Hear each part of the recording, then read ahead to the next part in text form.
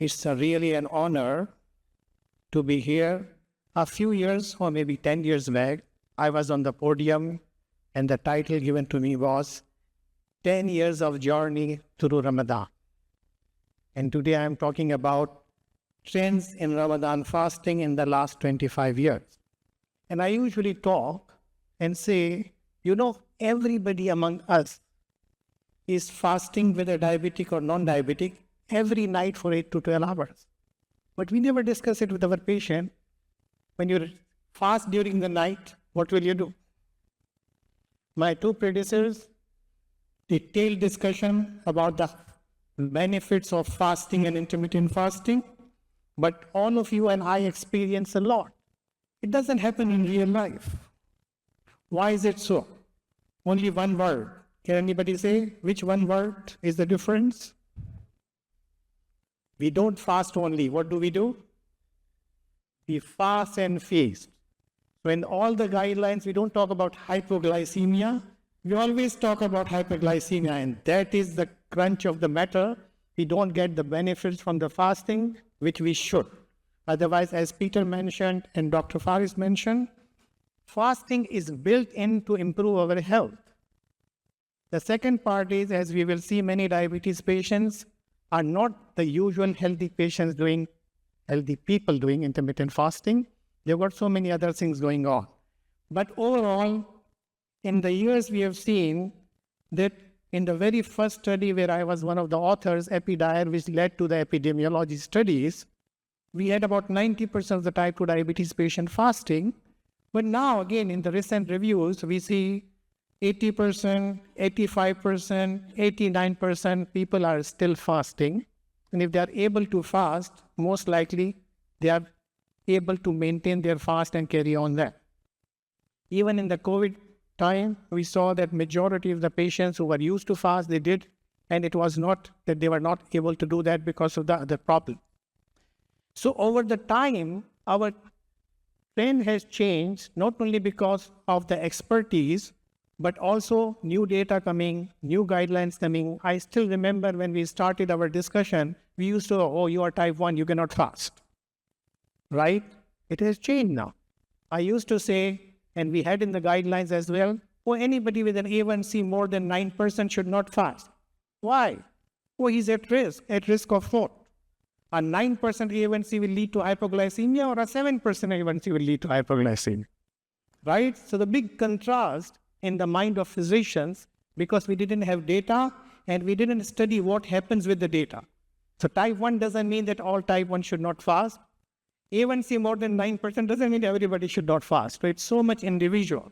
As I am highlighting here, the recent studies continue to show harsh fights rate, but emerging caution.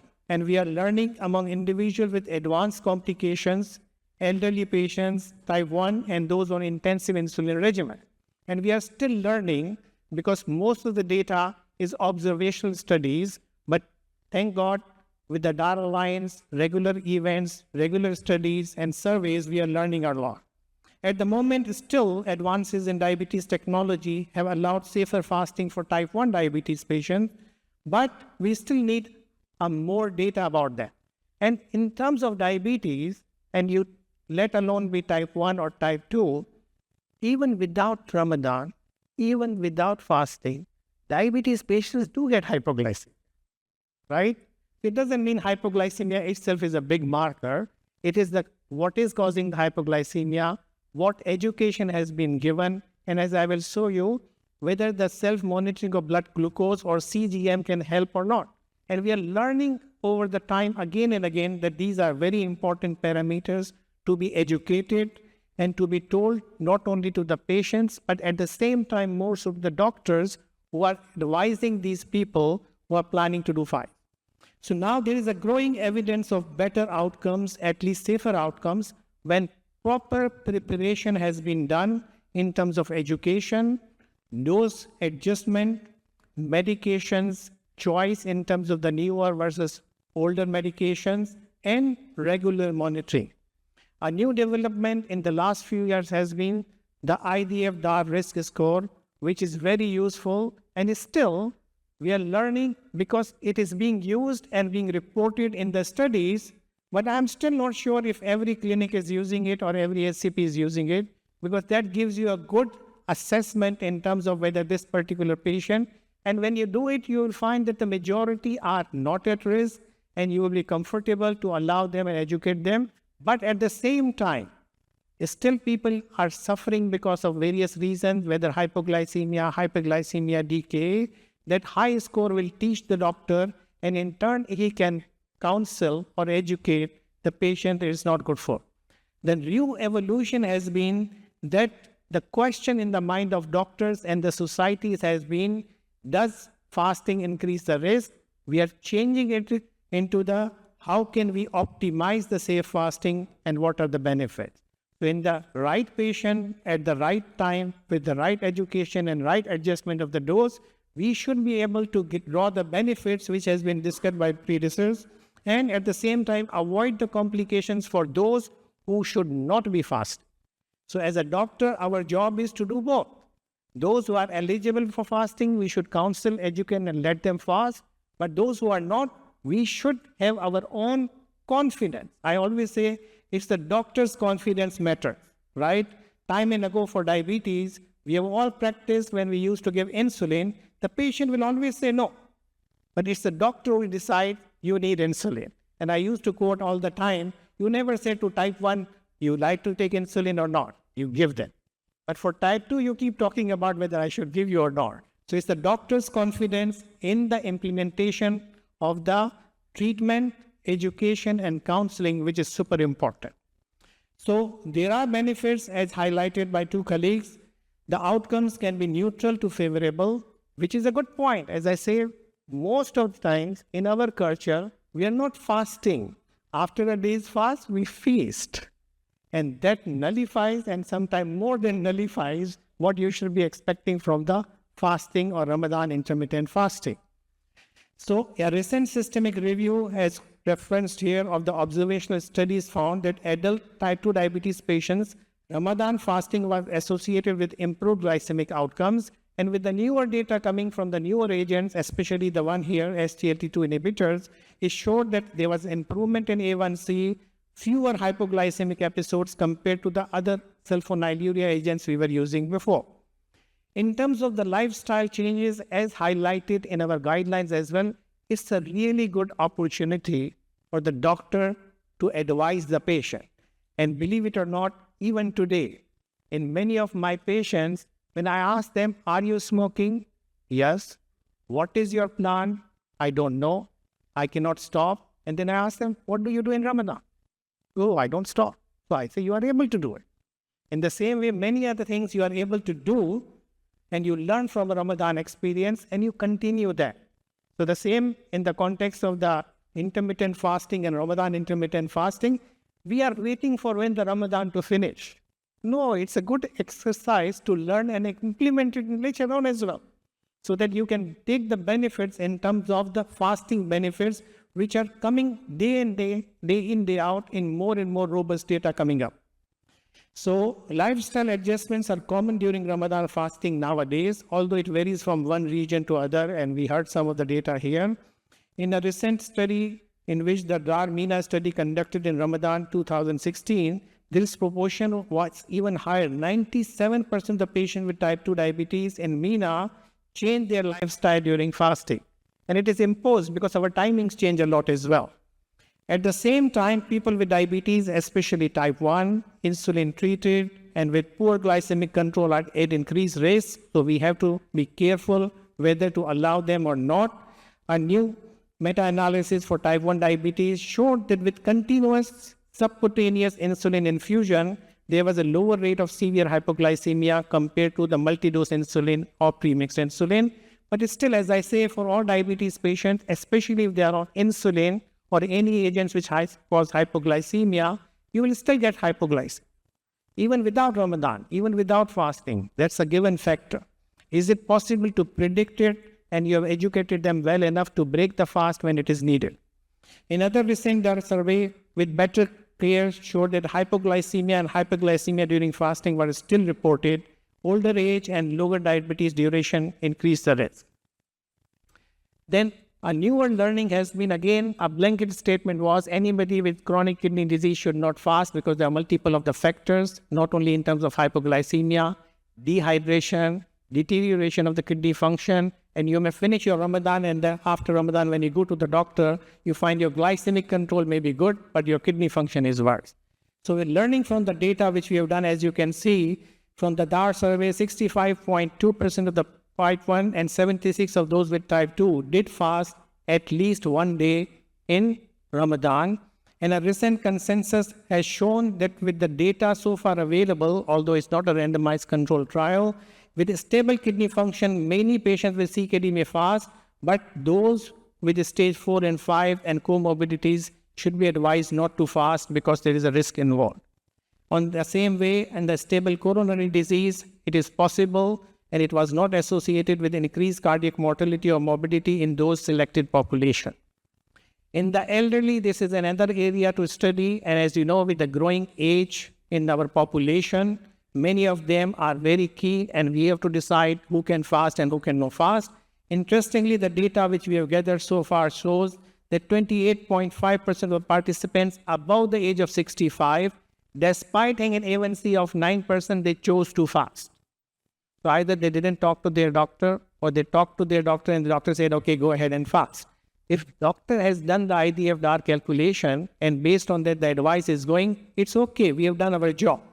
So in the same way, in the pre-Ramadan education in Egypt compared age 65 versus more than 65, elderly patients showed more than improvement in that.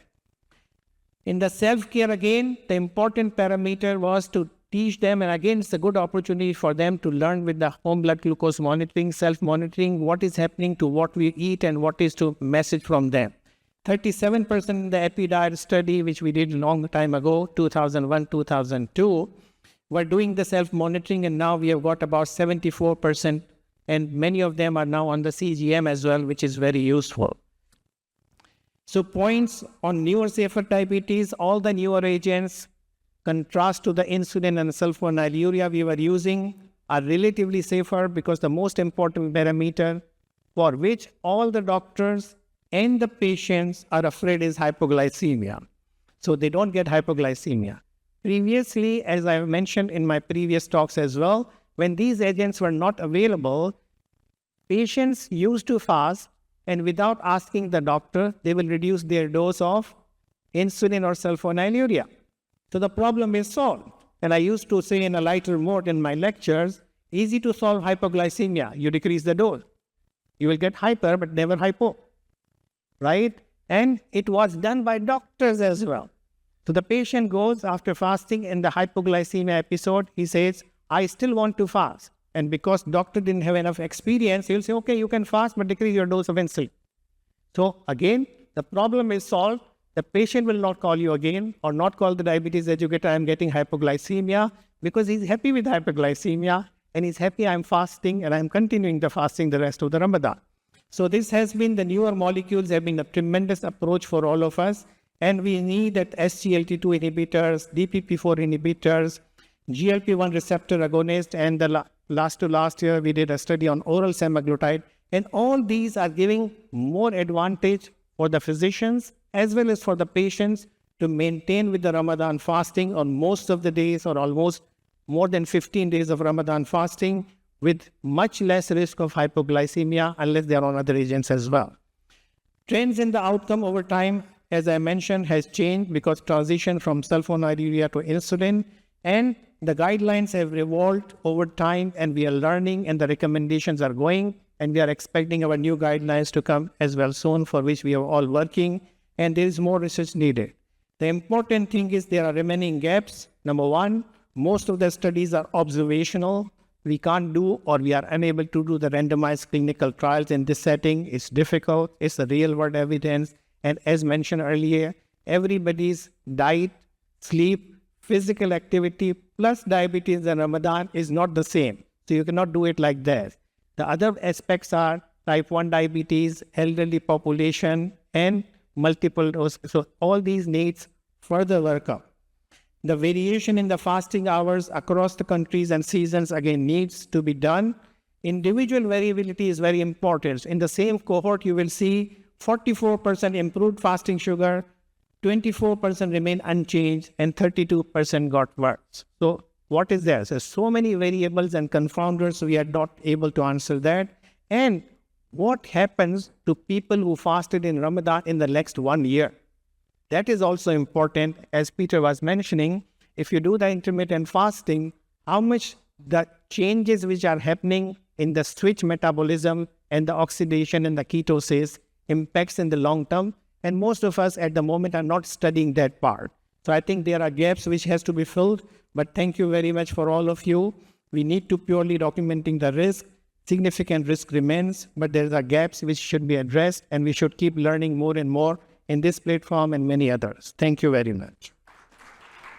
Dear Abduljabbar, thank you very much for this. Again, a firework about all these studies you have shown. This is fascinating how much is done in Dar and about fasting in Ramadan. We would have time for one question, but in between, I would like to ask you a provocative question. You showed the information about GLP-1 treatment during Ramadan. Could GLP-1 be helpful to stop the feasting at night and to benefit from the good effects on fasting over the day? It does help. We have learned from that. If they are not on any other agents, it does help. The problem, I don't know, still unable to understand why it doesn't work after Ramadan. I still don't know. Yeah, you said we need more research to study this.